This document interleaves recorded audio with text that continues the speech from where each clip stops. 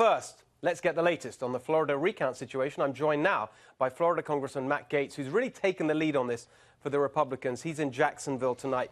Congressman, thanks so much for joining us. I want to get straight to the real question, I think, which is, I know this is not a simple question to answer, but to the best of your ability, what is exactly happening now? Yeah, I think they just cut open an alligator in the Everglades and found 2 more boxes of ballots down in Broward County.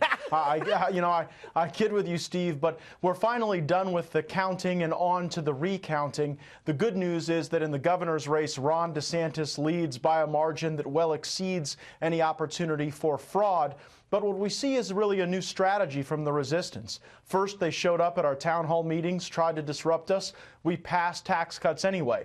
Then they told us there would be a big blue wave that would wash out all Republicans. Well, that was met with a red wall here in Florida.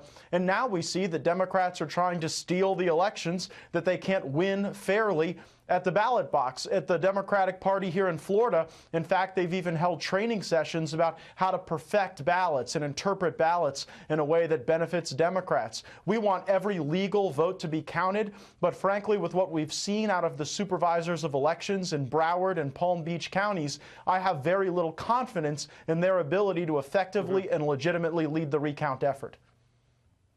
So in terms of what we've seen so far, am I right in saying there's no evidence yet of anything illegal? It's just incompetence, is that right? Well, I think it goes a little beyond that. There have been some court rulings that have already found that supervisors of elections in both Broward and Palm Beach County engaged in illegal activity. In Broward County, that illegal activity was when the supervisor of elections stood in the way of Florida's transparency laws that required us to get accurate counts on who voted and where they voted and when that count was ultimately final on Election Day. In Palm Beach County, there was illegal activity when the supervisor of elections was validating damaged ballots at the staff level without having the canvassing board review that process. So I believe there's already been enough illegal activity on the part of the supervisor of elections to justify their removal. What we haven't seen is the proof of the ballot stuffing or fraud, but when they stand in the way of the transparency, then it becomes very hard to acquire that proof.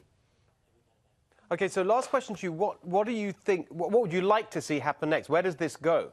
Do we just have to wait, or do you think that there needs to be more aggressive action against what the Democrats are trying to do?